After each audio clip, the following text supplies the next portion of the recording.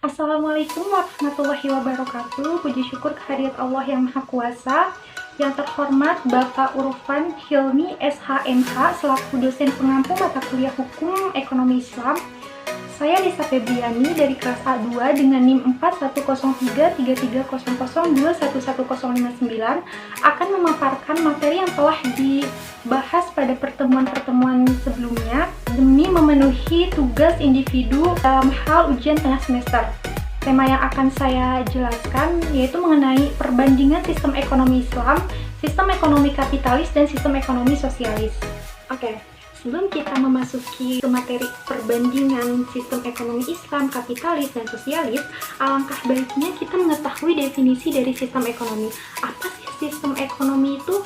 Nah, yang dimaksud sistem ekonomi atau latar belakang dari permasalahan ini, jadi sistem ekonomi itu adalah suatu cara untuk mengatur dan mengorganisasi segala aktivitas ekonomi dalam masyarakat, baik yang dilakukan oleh pemerintah atau swasta yang berdasarkan prinsip tertentu dalam rangka mencapai kemakmuran atau kesejahteraan. Nah, kemudian di dunia terdapat 3 sistem ekonomi yang kita kenal, yakni sistem ekonomi kapitalis, sistem ekonomi sosialis, dan sistem ekonomi Islam. Nah, semua sistem ekonomi mempunyai tujuan yang sama, yaitu untuk mencari pemuasan berbagai keperluan manusia. Nah, sistem ekonomi kapitalis memandang bahwa manusia adalah pemilik satu-satunya terhadap harta yang telah diusahakan. Tidak ada hak orang lain di dalamnya. Ia memiliki hak mutlak untuk membelanjakannya sesuai keinginannya. Sosok pribadi dengan dipandang memiliki hak untuk memonopoli sarana-sarana produksi sesuai kekuasaannya. Ia mengalokasikan hartanya hanya pada bidang yang memiliki nilai guna materi atau profit oriented. Ciri-ciri dari sistem ekonomi kapitalis yaitu kebebasan memiliki harta secara perorangan, persaingan bebas atau free competition, kebebasan penuh mementingkan diri sendiri, harga sebagai penentu atau price system. Kemudian sistem ekonomi sosialis, yang mana sistem ekonomi sosialis ini adalah sistem ekonomi di mana ekonomi tersebut diatur oleh negara. Dalam sistem ini, jalannya perekonomian sepenuhnya tanggung jawab negara atau menjadi sistem ekonomi terpusat, karena segala sesuatunya diatur oleh negara dan juga dikomando dari pusat.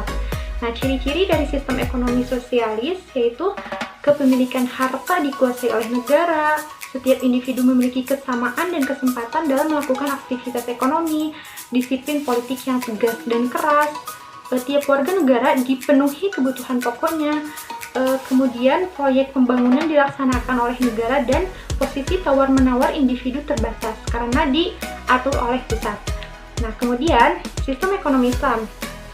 Sistem ekonomi Islam adalah sistem ekonomi yang dijalankan berdasarkan syariat Islam atau aturan-aturan Allah dengan bersandarkan kepada Al-Quran dan hadis Nabi Muhammad sebagai pedoman yang tujuan akhirnya adalah keridhaan Allah, dengan menggunakan sarana yang tidak lepas dari syariat Islam dalam segala kegiatan ekonomi yang dilakukan manusia harus sesuai dengan ketentuan Allah, baik dalam hal jual beli, pinjam-minjam maupun investasi. Kemudian perbandingan dari sistem ekonomi tersebut ialah jika dilihat dari sistem ekonomi Islam, dalam hal kebebasan, Islam memberikan kebebasan kepada setiap individu untuk melakukan kegiatan ekonomi, memiliki dan menikmati hasil yang diperoleh dari usahanya. Namun, Islam memberikan aturan yang tegas, misalnya, usaha yang dilakukan adalah usaha yang halal dan sah, bukan usaha yang mengandung unsur eksploitasi terhadap orang lain. Kebebasan yang diberikan oleh sistem ekonomi Islam ini kepada setiap individu bukanlah kebebasan mutlak, tetapi kebebasan yang diiringi dengan nilai-nilai syariat. Nah, kemudian jika dilihat dari sistem ekonomi kapitalis, dalam hal segi kebebasan, yaitu setiap individu berhak untuk mendirikan, mengorganisir, dan mengelola perusahaan yang diinginkan. Negara tidak boleh melakukan investasi atau campur tangan dalam semua kegiatan ekonomi. Kemudian, sistem ekonomi sosial dilihat dari segi ekonomi terpimpin, karena ini merupakan semua bentuk produksi yang dimiliki dan dikelola oleh negara. Semua keuntungan yang diperoleh akan digunakan untuk kepentingan masyarakat. Baik teman-teman, itu merupakan sedikit gambaran mengenai materi yang telah kita bahas di pertemuan-pertemuan sebelumnya, yang mana saya mengambil judul perbandingan sistem ekonomi kapitalis, sistem ekonomi Islam dan juga sosialis. Assalamualaikum warahmatullahi wabarakatuh.